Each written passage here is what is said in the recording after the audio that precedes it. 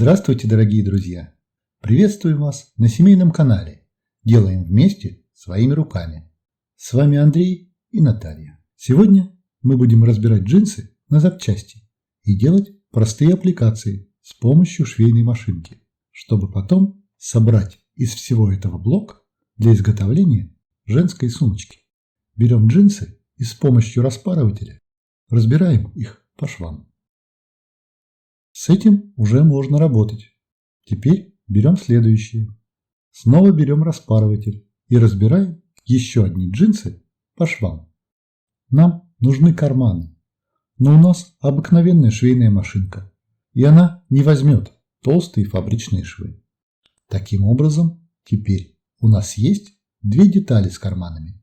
Нам нужно собрать из них почти квадратный блок 37 на 38 сантиметров. Из двух кусков такого размера это сделать не получится. Значит, сделаем из 4. Вырежем из деталей кусочки с карманами размером 26 на 20 сантиметров с учетом припуска на швы. Джинсовая ткань очень сильно сыплется, поэтому я приспособился резать джинсы кольцевым ножом на специальном коврике. Вырезали 2 куска ткани с карманами нужного нам размера. Теперь думаем, как их лучше расположить и состыковать. Наверное, проще всего расположить лоскутки по диагонали, а по углам добавить небольшие вставки. Берем джинсы и вырезаем кусочки нужного размера. Нарезали лоскутки. Теперь представим, как это будет смотреться в блоке. Выглядит, в принципе, неплохо, но как-то простенько. Как будто чего-то не хватает. Добавим на одном лоскутке простенькую вышивку и примерим. Наверное, вот сюда, наверх. Сделаем вышивку, а там будет видно. Очень люблю джинсовую ткань, но у нее есть существенный недостаток. Здорово лохматится и очень хорошо сыплется. Поэтому обязательно обрабатываем края. Так как машинка у нас очень простая, обрабатываем края ткани простым зигзагом, а потом прокладываем поверх зигзага прямую строчку. Так будет надежнее. Берем получившийся лоскуток прямоугольной формы. Края уже обработаны. Будем вышивать. Первым делом рисуем эскиз будущей аппликации. Я сделал небольшой набросок на листочке в клеточку. На бумаге мы определяемся с формой, размером, композицией. Сразу стараемся выбрать цвет. Подбираем ткани нужных расцветок. Прикладываем, примеряемся, представляем. Аппликация будет на джинсовом фоне. А за основу возьмем вот такую однотонную ткань. Отрезаем от полоски однотонной ткани небольшой прямоугольный кусочек. Примеряем его на джинсовую основу, определяемся с местом вышивки и фиксируем его булавками. Закрепили булавками, переносим рисунок с листочка на ткань. С помощью ручки пиши-стирай. Чернила ручки пиши-стирай пропадут после обработки утюгом, поэтому можно смело делать набросок, стирать и рисовать снова, подправлять и исправлять, пока не добьетесь желаемого результата. Сделали набросок. Основательно прорисовываем контур и мелкие детали. По этим линиям мы будем прокладывать строчки. Поэтому рисунок должен быть хорошо виден. Нарисовали птичку, прокладываем строчку на швейной машинке свободно ходовой стежкой по контуру. Начал шить, прошил лапки и хвостик, но оказалось, что камера не пишет. Сути это, конечно же, не меняет, поэтому начну шить сначала. Я небольшой специалист в работе со свободно ходовой стежкой. Еще учусь. Чтобы строчка была ровнее, на поворотах останавливаюсь, опускаю иголку и разворачиваю ткань. Прокладываем строчку с помощью самой простой лапки для свободной ходовой стежки. Мне удобно ее использовать, потому что рабочая часть у нее прозрачная и все хорошо видно. Да и сама лапка совсем недорогая. Все лапки заказываю на AliExpress.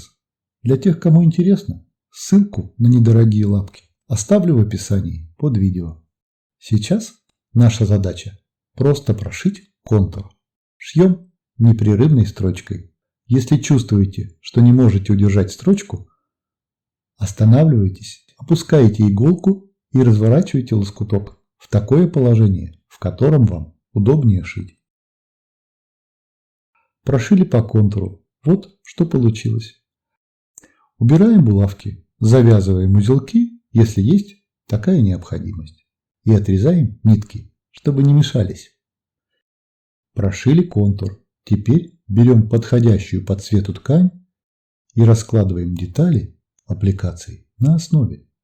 Я прикладываю кусочки ткани на контур вышивки, рисую на кусочке ткани деталь нужного размера и формы, а потом вырезаю маленькими ножницами.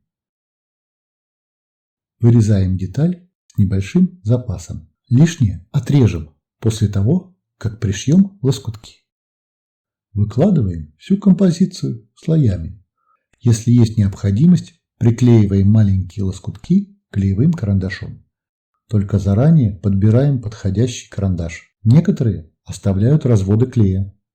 У нас лоскутков мало, поэтому просто заколем их булавкой. Прихватываем лоскутки и сразу убираем булавку. Вначале прокладываем строчку зигзагом посередине большого лоскутка. Так мы зафиксируем детали, они не будут пузыриться и не наделают складок. Прошили серединку, прихватываем лоскуток по краю, примерно представляя контур аппликации, и стараемся за него не заходить. Так как второй лоскуток у нас небольшой, не будем прошивать его посередине. А вообще на больших лоскутках это нужно делать обязательно. Иногда лучше поменять нитки и прошить серединку другими, менее заметными нитками, чем потом исправлять складки на ткани. Прошиваем по краям все лоскутки. Теперь их нужно надежно зафиксировать. Прошиваем птичку по контуру. Весь рисунок должен быть хорошо виден.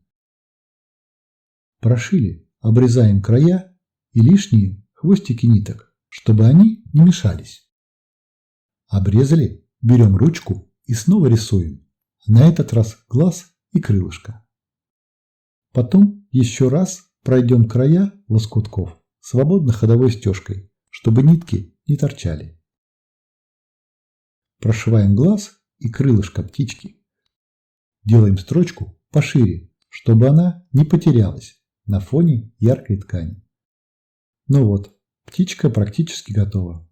Завяжем узелки и отрежем нитки. Обрезали нитки, обрезаем лишнюю ткань вокруг аппликации.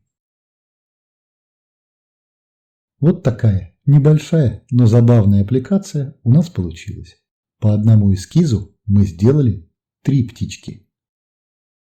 Эскиз один, а птички совершенно разные. У каждой свой характер. Теперь берем карманы, лоскутки с птичками и собираем джинсовый блок. Просто прикладываем лоскутки лицом к лицу и прокладываем строчку по краю. А потом раскрываем и заглаживаем швы. Пришили лоскутки с птичками к лоскуткам с карманами. Раскрыли и проутюжили швы.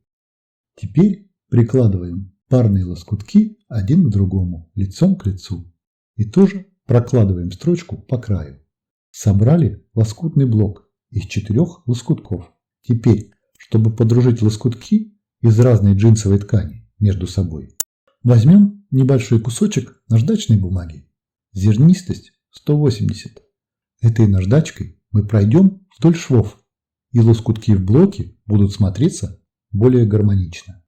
Вот такой симпатичный блок у нас получился. Вот так он выглядит с обратной стороны. Такую толщину ткани прошьет даже обыкновенная швейная машинка. Блоков такого размера у нас 2. В предыдущих видео мы уже показывали, как делать такие аппликации-домики. Из 2 блоков мы потом сделаем джинсовую сумку. А на этом на сегодня у нас все. Если вам нравится то, что мы делаем, подписывайтесь и пишите нам. Мы читаем все ваши комментарии. Всего вам доброго. До свидания.